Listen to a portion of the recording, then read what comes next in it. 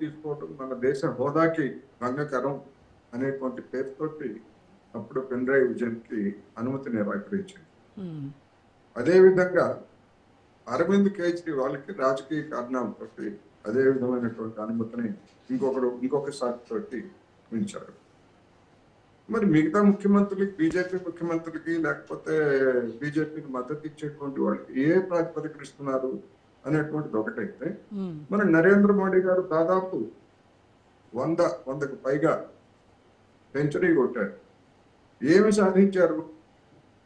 ఆయన హోదాకి తగినట్టుగానే ఇటలీ ప్రధాని మెలోనీకి మెలోడీ చాక్లెట్లు ఇచ్చి ఎంత అభాస్ పాలయ్యారో దేశవ్యాప్తంగా, ప్రపంచవ్యాప్తంగా యావత్ ప్రపంచం, యావత్ మీడియా కూడా చూసింది కదా. మరి ఆ నిర్వాహకం సంగతి ఏమిటి అనేటువంటి ప్రశ్నలు కూడా మరి అదే విదేశాంగ శాఖ లేకపోతే అదే కేంద్ర ప్రభుత్వం చూడాలి. అందుకని ఇక్కడ ఒకటి మాత్రం స్పష్టంగా కనిపిస్తూ ఉంటాయి. నాకు అర్థమైన మేరకు న్యూయార్క్ మేయర్ జోహ్రాన్ మమ్దానీని కలవడానికి రేవంత్ రెడ్డి గారు ప్రయత్నించడం, ఆ విధంగా వాళ్ళ కలయిక కనుక జరిగితే అది డొనాల్డ్ ట్రంప్ కి కోపం వస్తుంది. డొనాల్డ్ ట్రంప్ తో పాటు నాకు గనక అధికారం ఉంటే ఇజ్రాయెల్ ప్రధాని నెతన్యాహు న్యూయార్క్ వస్తే అరెస్ట్ చేసి జైల్లో పెడతానని చెప్పేసి అదే జోహ్రాన్ మమ్దానీ చెప్పాడు. ఆ నెతన్యాహుకి జిగిని దోస్తు, ఆ ట్రంప్ కి జిగిని దోస్తు నరేంద్ర మోడీ గారు. అటువంటి జోహ్రాన్ మమ్దానీని కలిస్తే వాళ్ళకి ఎక్కడికి ఆగ్రహం వస్తుందో అనేటువంటి కారణం తప్ప దీనిలో మిగతా విషయాలన్నీ టెక్నికల్ గా చెప్పేటువంటి కారణాలు. దేశాంగ శాఖ ఏమన్నా వాడు చెప్పినంత వేద ప్రమాణం అది.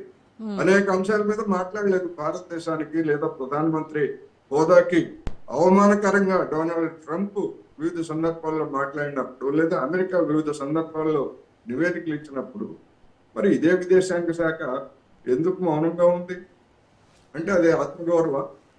అందుకని ఖచ్చితంగా రేవంత్ రెడ్డి గారి పర్యటన వెనకాల, రద్దు వెనకాల రాజకీయ పరమైనటువంటి కారణాలు ఉంటాయి. ఇక పెట్టుబడులు తెస్తారా లేకపోతే లేదా, లేకపోతే అవగాహన ఒప్పందాలు కుదుర్చుకుంటారా లేదా అనేటువంటిది అది వేరే అంశం. నిజంగా విదేశీ సంస్థలని అడ్డుకుంటున్నారా లేకపోతే వీళ్ళు అనుమతిస్తున్నారా? కేంద్ర ప్రభుత్వ విధానం ఏమిటి? బార్లా తెరిచారు కదా కేంద్ర విదేశీ యూనివర్సిటీలకు అందరికి కూడా బార్లా తెరిచారు కదా. అంటే వాళ్ళు చంద్రబాబు నాయుడు లేకపోతే సింగపూర్ వెళ్ళి లేకపోతే అక్కడికి వెళ్ళి ఇక్కడికి వెళ్ళి మీరంతా విదేశీ యూనివర్సిటీలు అంతా పెట్టండి అమరావతిలో అంటేనేమో అది మంచిది. అదే రేవంత్ రెడ్డి గారు మరి అమెరికా లేదా బ్రిటన్ యూనివర్సిటీలో వచ్చి మీరు పెట్టమంటే అది మాత్రం అభ్యర్థి కుదరదండి అని చెప్పి. అంటే ఇక్కడ సార్ ఒక రాష్ట్ర సీఎం అమెరికాలో ఉన్నటువంటి హార్వర్డ్ కావచ్చు, ఎంఐటి కావచ్చు, నార్త్ ఈస్టర్న్ ఈ యూనివర్సిటీలతో ఎంఓయూలు కుదుర్చుకోవడం, అంటే ఒక విద్యాశాఖ మంత్రి కూడా ఆయన. సో ఆ స్థాయికి ఆయన ఈ వీటికి ఎంఓయూలు చేసుకోవడానికి ఆయన స్థాయి సరిపోదు, ఆ హోదా లేదు అని అంటే అది ఎలా అర్థం చేసుకోవాలి? నేను అదే అడుగుతున్నాను. ఒక ప్రధానమంత్రి స్థాయిలో ఉన్నటువంటి వ్యక్తి ఇటలీ ప్రధానికి మెలోడీ చాక్లెట్లు ఇచ్చి ఏ హోదా, ఏమి సాధించారు ఏమిటి అనేటువంటిది చెప్పమనండి.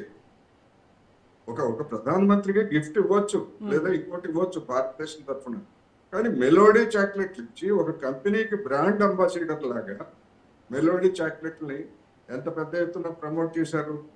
ఒక ప్రధానమంత్రి, ఇటలీ ప్రధానమంత్రికి ఇటలీలో చాక్లెట్లు దొరకవండి?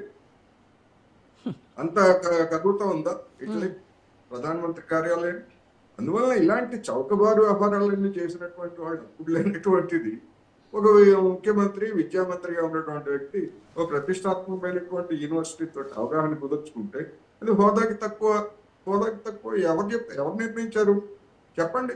ఇప్పటికైనా చెప్పండి మీరు బహిరంగంగా ఏ ముఖ్యమంత్రి, ఏ మంత్రి ఏ హోదాతో ఏ దేశం వెళ్ళాలి, ఎలా వెళ్ళాలి, ఎలా టికెట్ కొనుక్కోవాలి అని చెప్పమనండి. మీకు చిత్తశుద్ధి ఉంటే అదేమీ చెప్పరు. అందుకని ఇవన్నీ కూడా ఖచ్చితంగా దీని వెనకాల రాజకీయాలు ఉన్నాయి. అయితే వీటిని బీజేపీ వాళ్ళు ఏ విధంగా ఉపయోగించుకుంటారు డైవర్ట్ చేయడానికి. ఇప్పుడు సోషల్ మీడియాలో వచ్చే ఈ కారణంగానే కొండా సురేఖ వీళ్ళందరూ వచ్చారు, అందుకని ఖర్గే రమ్మని చెప్పాడు, ఇట్లాంటివన్నీ కూడా కాకమ్మ కబుర్లు, హరికథలు, పెట్టకవలు అని మాత్రమే నేను చెప్పాను. పేపర్లో వచ్చినాయి కోటేశ్వర గారు, ఇవన్నీ పేపర్లో వచ్చినాయండి. నిజమేనా? సురేఖ కూతురు మాట్లాడింది వాస్తవం కాదా? పేపర్లో సురేఖ గారు వచ్చినాయని మీకు సురేఖ గారు కూతురు ఒప్పుకుంటారా? మాట్లాడింది వాస్తవం కాదా? పేపర్ చూస్తే భగవద్గీత అయింది. పేపర్లో వచ్చినాయని సురేఖ అంటే మీకు పేపర్లు మరి ఒప్పుకుంటారా మీరు మీరు? ఏమిటి మాట మాట్లాడుతున్నారు ఇప్పుడు మన ఇప్పుడు విశ్వం మెలోడీ టాకీల గురించి ఎవరు మాట్లాడుతున్నారు ఎవరు ఎవరు ఎట్లా మాట్లాడుతున్నారు వారు? Yes, yes. పేపర్లో వచ్చినవన్నీ నిజమే అని మీరు ఒప్పుకుంటారా? మరి మెలోనీ చాట్లో ఇప్పుడు మరి ఇవాళ కొండ సురేఖ గారు కూతురు మాట్లాడింది వాస్తవం కాదా? బాలరాజ్ గారు కోటేశ్వరరావు గారు స్ట్రైట్ గా ఒకటే అడుగుతున్నారు. ఏమిటి? పేపర్లో వచ్చినాయి అన్ని కూడా కాంగ్రెస్ పార్టీ మద్దతు పలకండి, పలకండి మీరు. ఒక్క నిమిషం. మీ కవిత గారు చెప్పినటువంటి వాటి సంగతి ఏంటని అడుగుతున్నాను నేను.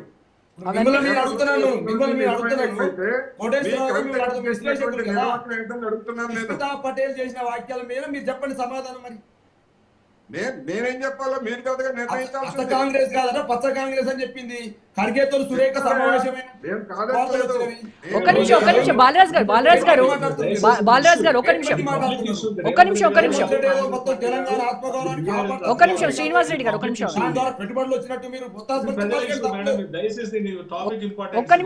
ఒక్క నిమిషం బాలరాజ్ గారు సుస్మితా పటేల్ చేసినటువంటి వ్యాఖ్యల గురించి వినండి తెలంగాణకి ఏం ఇస్తున్నారు రేవంత్ రెడ్డి? రేవంత్ రెడ్డి సాధించింది ఏమి లేదు. ఈ పడడం ద్వారా పైసలు ఖర్చు తప్ప. ఓకే బాలరాజ్ గారు ఒక్క నిమిషం బాలరాజ్ గారు